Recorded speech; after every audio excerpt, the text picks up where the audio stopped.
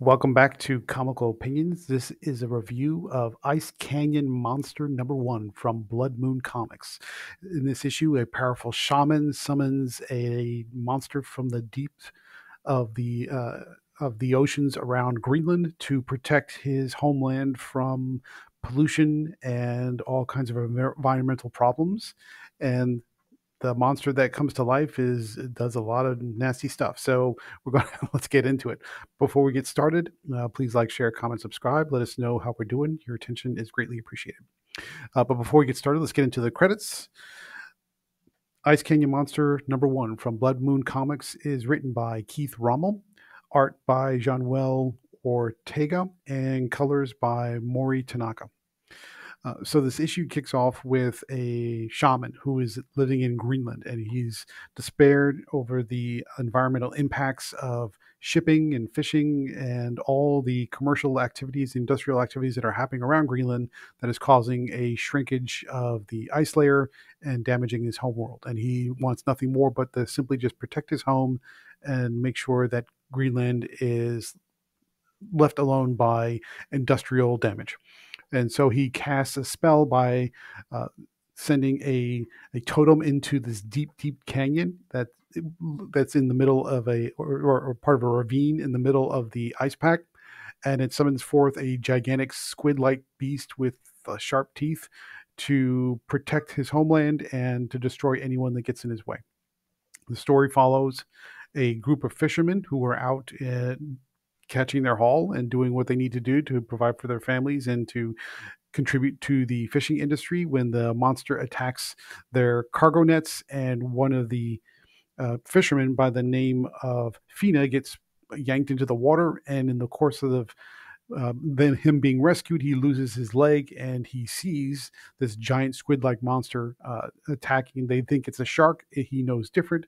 They get him back to the hospital for medical attention, but the stories he tells about what he saw is hard to believe for anybody, including his best friends, but they start to suspect something's going on. Meanwhile, a large cargo vessel that is spewing off all kinds of diesel emissions and thick exhaust is also attacked, and its propeller structure is completely crushed and ripped apart.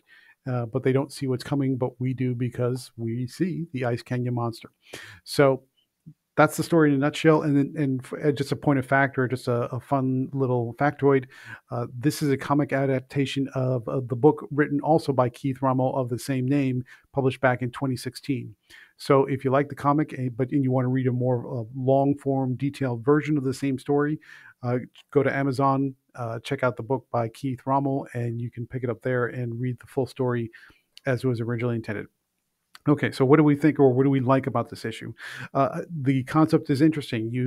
There's an environmental twist. It's not quite so heavy-handed and progressive, but you can imagine that a shaman who's very protective of his land would want to summon some powerful force to protect it from destruction by the industrial forces around it that are creating environmental damage and causing his homeland to shrink. Of course, nobody would want that if they were a native to that land. And so the idea of summoning a powerful creature to protect his home is not new, but the way it's done here is kind of original, is kind of unique, and we like the concept. A lot of the drama centers around Fina, who was a fisherman that got pulled in the water and he winds up losing his leg in the process, and how his friends cope with what he believes he sees and whether or not they believe him, and how they choose to act after the fact when Fina, is not quite a raving madman, but pretty close. So there's some interesting character relationship dynamic. There's an interesting pull on how his friends choose not to believe him or believe him, depending on what kind of evidence they start to find in subsequent issues. And it makes for an interesting environmental story, but an interesting drama at the same time with a big monster in the middle. Okay, so what do we like about the issue? The progression of the story, I think, is paced well. From a writing perspective, the piece that didn't quite sit right was the narration. It's a little clunky. It flows generally well, but the language and just turns of phrase and how the verbiage flows in the narration captions feels a little off. It feels a little stiff, a little stilted, and doesn't feel particularly organic. So the narration needs some work. I think generally speaking that the dialogue is good. The narration is where the story and the writing suffers. Now, regarding the art, what do we think of the art and how did the art come off? The art is generally okay. The centerpiece of the art has to be the monster. And when you see the monster, the design doesn't quite sit right. It looks like a sort of a large head with tentacles, so it looks like a massive squid with a big head, but it has these large human-like eyes, and it doesn't quite come off like googly eyes, but it kind of gets close. So when you're trying to take this monster seriously, the monster looks too cartoonish. And so it looks like something that you would see in a comic strip or a kid's cartoon. It's got these massive fang-like teeth, so it's not cute or anything like that. But the eyes just really throw the design off.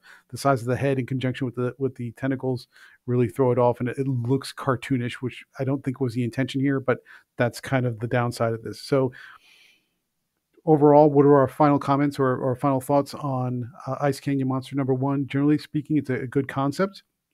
I like where the story's going. It flows well, pacing's good, and the characters are developed well.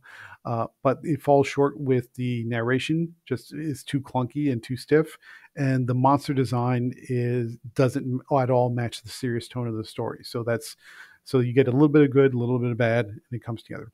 So therefore, we're going to give Ice Canyon Monster #1, Ice Canyon Monster #1 from Blood Moon Comics. We're going to give it a 6.5 out of 10. So we hope you enjoyed this review. Before you leave, please like, share, comment, subscribe to Comical Opinions, hit that bell for notification, and you have a great day.